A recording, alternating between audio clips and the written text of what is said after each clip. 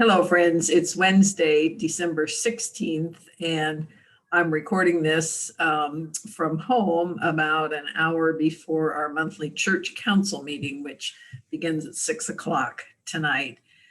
We've been quite busy at church in the last few days. Today, we spent about 4 hours recording 3 services. We recorded Sunday's service. Well, the music, much of it was already recorded, but we recorded the spoken parts of the service, and Alan and I did, David Campero recorded us in the fireside room for the Blue Christmas service, which will be available at 6 o'clock on Monday. And I think it will be a really helpful service for anybody who is struggling this season with loss, because many of us have experienced a lot of losses this year.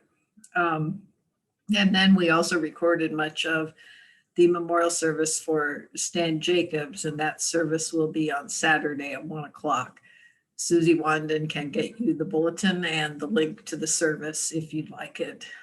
I learned this morning that Betty Ray McCormick died on Monday. She was an amazing woman who lived a very long life.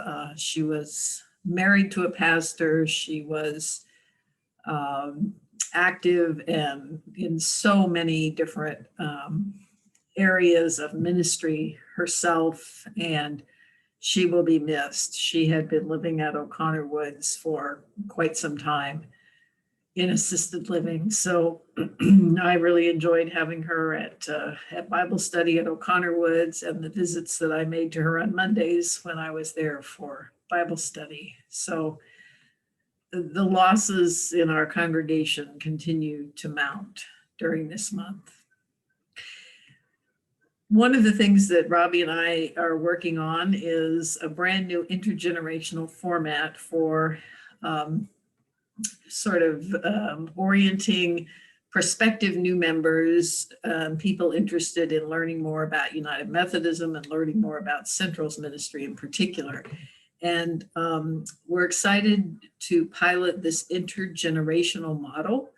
And I'll be sharing, he and I will share some of that with Church Council tonight. So that's something you can look for. We're going to be training our mentors who will work with our prospective new members in January. So we may be reaching out to some of you to ask if you would be willing to do a 3-week, the 3-session training program with us. And I think this is a really great time to just experiment with some new ways of doing things and to work with video. So Robbie and I are each going to prepare a video, probably 15-20 minutes before the end of December, so within the next couple weeks, on particular areas that we want to cover. And this becomes another way to have some outreach and for people to prepare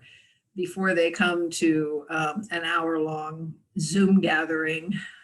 So there are lots of new things happening at Central, even during this unusual time.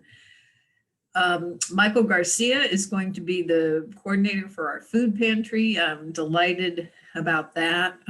Michael is a very caring and dedicated volunteer, and he's going to help us keep the food pantry stocked and organized, and probably help us some with the outreach. We have started including, every time we give anybody food, whether it's a transient or a family in need, we include some written information about resources available in Stockton, partner agencies that can provide longer term assistance.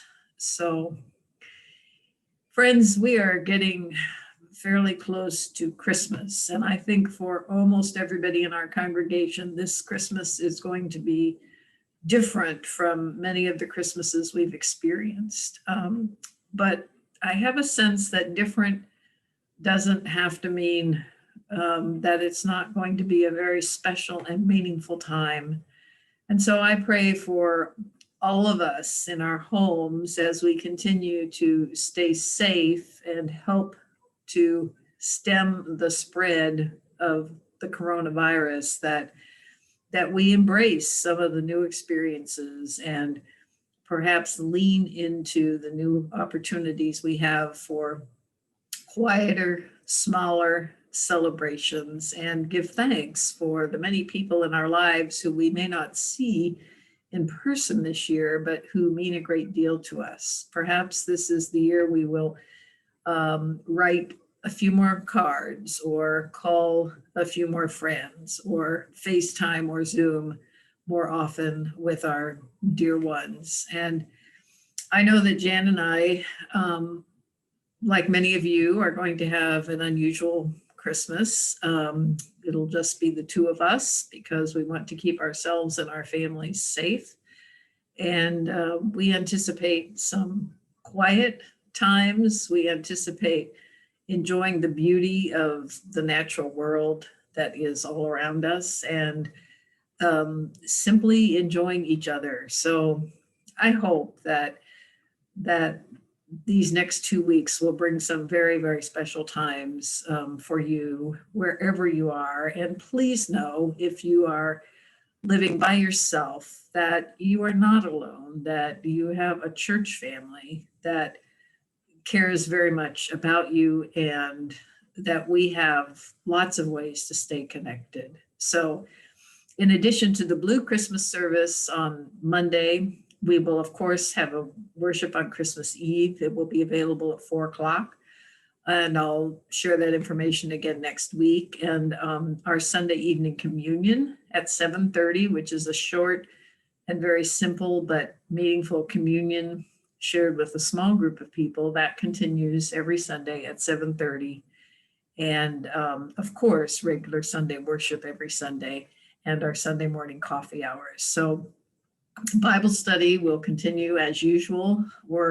All of us are home and not traveling, so we see no reason to take a break from Bible study. And I hope that you will feel free, even if you haven't come in the past, to join us for some of these regular connection points when we can pray together, talk together, laugh together, sometimes cry together, and simply share the goodness of being community. God bless you all. I hope I will see many of you soon on some Zoom event. And as always, please feel free to reach out if you have a particular need for care during this complicated time. See you soon.